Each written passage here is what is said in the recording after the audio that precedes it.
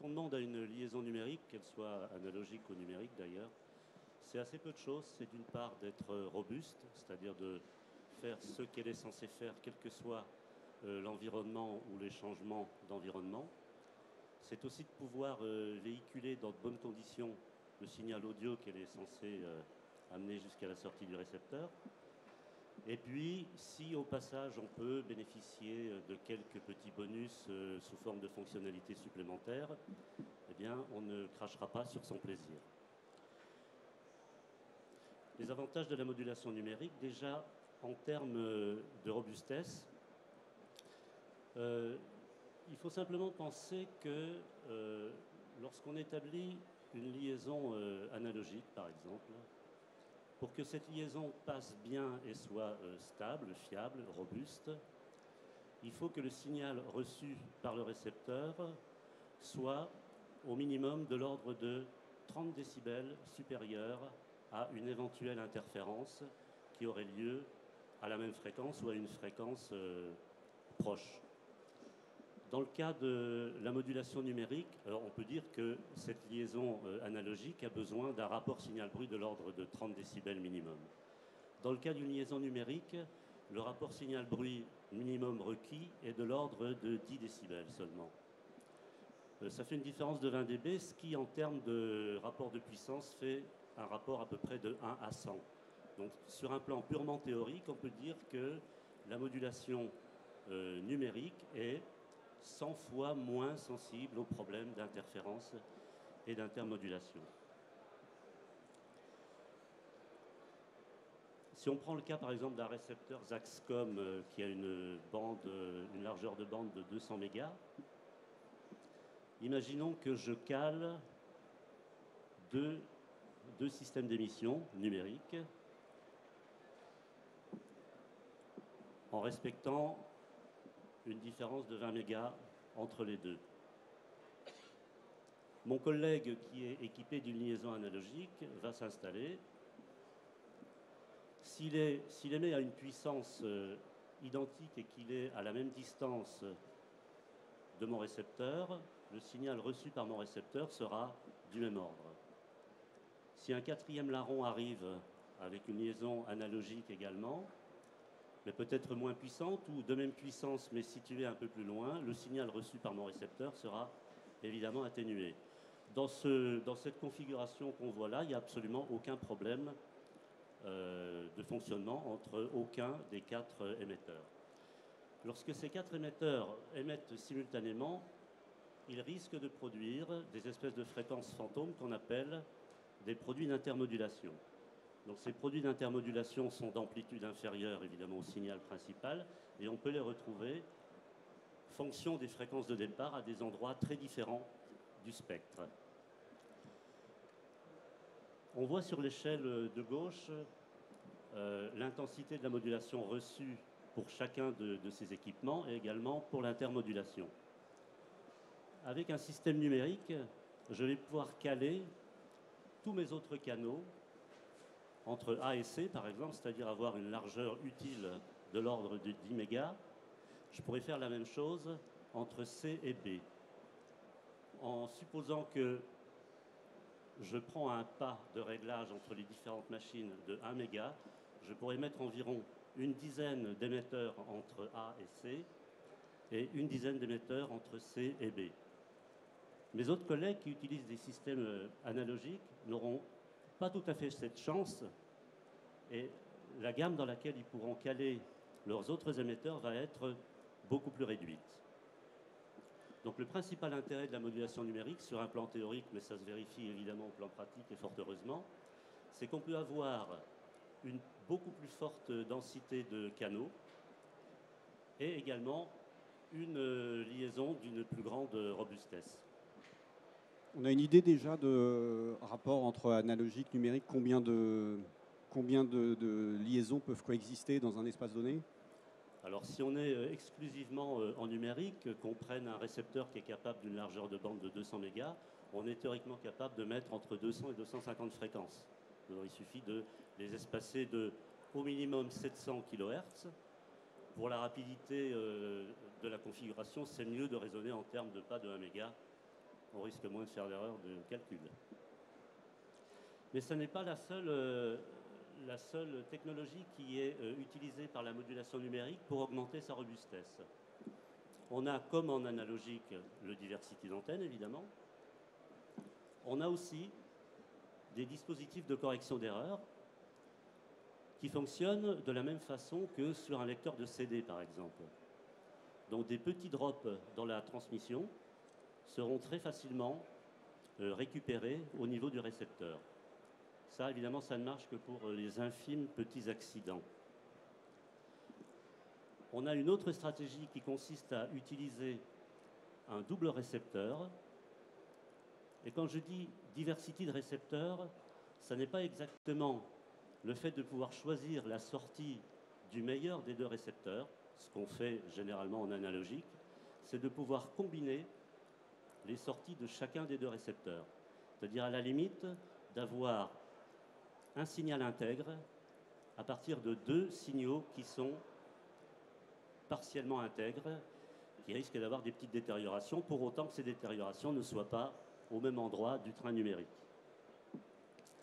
Et puis depuis 2014, c'est-à-dire 10 ans après la sortie des premiers HF numériques chez Zaxcom, Zaxcom a sorti une nouvelle mouture de la modulation numérique, c'est de la QPSK, mais qui est faite un peu différemment et qui permet d'augmenter le rapport signal-bruit de la liaison dans un rapport de 6 décibels. Alors qu'en est-il de la qualité audio maintenant ? On part pour tous les émetteurs Zaxcom depuis leur création en 2004 sur la base d'un convertisseur AD qui travaille à 48 kg, 24 bits. Depuis la deuxième génération de HF, tous les émetteurs Zaxcom intègrent un deuxième AD qui permet d'augmenter d'environ 20 dB la dynamique que le HF peut traiter. Donc avec ces deux AD qui travaillent en parallèle, on arrive à des dynamiques qui sont en théorie vraiment énormes, de l'ordre de 126 dB. Ce qui rend parfaitement inutile l'usage de traitements de conditionnement de la modulation, comme on peut les avoir sur les appareils analogiques. Je veux parler des compandeurs, qui même s'ils sont très très bien réglés, et c'est le cas maintenant, introduisent quand même une certaine déformation du son au détriment de la transparence. Finalement, ce qu'on veut, c'est avoir un système numérique qui fonctionne à peu près avec la même fiabilité et les mêmes caractéristiques qu'un câble, à ceci près que c'est un petit peu plus cher. On a deux exemples d'émetteurs Zaxcom, par exemple, le TRX LT2 et le TRX LA2. Le LT fonctionne avec une seule pile, l'autre avec deux piles. La seule différence, c'est l'autonomie de chacun d'eux. On a également, du fait de la numérisation, la possibilité d'apporter à ces systèmes des fonctionnalités qui n'existent pas dans le monde analogique. Notamment, la porteuse qu'on utilise peut véhiculer soit un signal mono, soit un signal stéréo, donc sur une seule porteuse. Quand on véhicule un signal mono, on a une excursion en fréquence qui est celle d'un émetteur analogique classique, c'est-à-dire à peu près 125 kg. Et on passe cette excursion à 200 kg pour passer une modulation stéréophonique. Et 200 kg, c'est en fait extrêmement économique comme solution, parce que si je devais utiliser deux voix différentes pour les deux canaux, j'aurais 125 kg pour chacune d'elles, plus une distance de l'ordre de 700 kHz entre les deux, c'est-à-dire que je devrais utiliser à peu près 1 méga de bande. On a la déclinaison de ces possibilités avec le TRX 742, qui est un plug-on, qui a des entrées interchangeables. Il suffit de doter de vis pour changer le bloc de contact, qui peut accueillir avec une XLR3 soit un micro mono 48 volts, soit un micro stéréo 48 volts avec une XLR5, soit une entrée AES, si on veut faire une liaison sortie mixette en AES vers autre chose, soit encore la ES42, ce qui va me permettre de connecter soit un Super CMIT Shups, soit un couple Sennheiser numérique. On avait d'ailleurs fait l'essai au micro-salon il n'y a pas si longtemps. Autre caractéristique très intéressante en production, c'est que tous ces émetteurs ont un emplacement pour y insérer une carte micro SD. Et cette carte micro SD transforme l'émetteur en enregistreur. Sur ce petit dessin, la position numéro 3, c'est l'endroit où on insère la petite carte micro SD. Donc malgré toutes les précautions qu'on prend, on n'est jamais sûr de la robustesse totale d'une liaison HF. Si on a un gros accident, on sait qu'on pourra dans tous les cas récupérer le son sur un fichier. Et ça de deux façons. Soit en mettant en lecture l'émetteur quand il revient à portée, par exemple, et réenregistrer au travers du récepteur, soit faire simplement un transfert de fichier de la carte. Qui dit enregistrement dit que ce serait peut-être intéressant d'avoir un timecode sur cet enregistrement. Et tous les émetteurs Zaxcom intègrent effectivement un lecteur générateur de timecode qui permet donc d'utiliser facilement ces fichiers que l'on doit éventuellement récupérer. Et la dernière possibilité qui est offerte par le système, c'est de pouvoir crypter la liaison audio de façon à la rendre confidentielle. Donc c'est un cryptage qui repose sur 6 digits hexadécimales, donc on a quelques millions de possibilités de codage. À côté de cette modulation numérique noble qui travaille sur des canaux UHF dans la bande de fréquence qui est actuellement autorisée, grosso modo entre 500 et 700 mégas, tous les émetteurs et récepteurs Zaxcom intègrent également un deuxième système d'émission-réception appelé Zaxnet qui travaille lui sur la bande des 2,4 gigas. Alors je vous rassure tout de suite, on a le choix quand même entre près de 80 fréquences possibles, de façon à ne pas gêner ou être gêné par les box internet ou ne pas gêner la mise au point de certaines caméras qui utilisent ce genre de télécommande. Avec les fonctions Zaxnet, je peux rajouter des fonctionnalités très intéressantes au système. Le contrôle à distance, par exemple, du gain de l'émetteur. Donc plutôt que d'aller sur le comédien, de retirer l'appareil et de régler la sensibilité, je peux faire cette adaptation de niveau à distance. Je peux également régler à distance la fréquence de l'émetteur. Imaginons que vous êtes en train d'enregistrer que pour une raison ou pour une autre, votre plan de fréquence n'est plus valide. Un autre émetteur est arrivé, vous êtes perturbé. À ce moment-là, il suffit de faire un scan sur le récepteur, de valider la nouvelle fréquence qui est proposée par le récepteur, et à ce moment-là, l'émetteur se recale sur cette fréquence. Ça peut se faire en 15 secondes. On peut également mettre en veille l'émetteur, enclencher ou arrêter l'enregistrement à distance. Et on peut également émettre ou recevoir sur ce 2 Go 4 un canal audio, monophonique seulement, qui n'aura évidemment pas les qualités de la liaison UHF, mais qui peut servir pour diffuser des ordres ou simplement de l'audio de contrôle sur un plateau de tournage. Ici, j'ai représenté une configuration possible.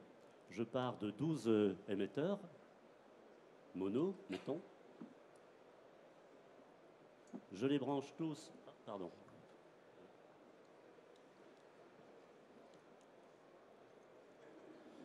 Les 12 canaux HF sont reçus par le récepteur modulaire RX12, dans lequel on peut intégrer jusqu'à 6 récepteurs doubles. Donc j'ai bien la possibilité de recevoir 12 porteuses avec ce petit boîtier.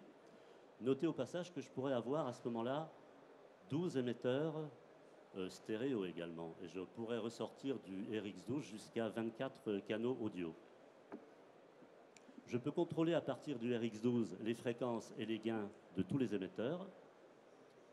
Envoyer le mix sur un enregistreur Zaxcom qui lui-même est équipé d'un système Zaxnet qui va me permettre d'envoyer sur la porteuse à 2 Go 4 une réduction mono de mon mixage plus le timecode en direction d'un petit émetteur dédié à la réception du 2 Go 4 et à partir de la sortie mini jack de ce récepteur ressortir l'audio et le timecode vers un appareil numérique, par exemple. C'est la fin de la présentation. Ok, merci.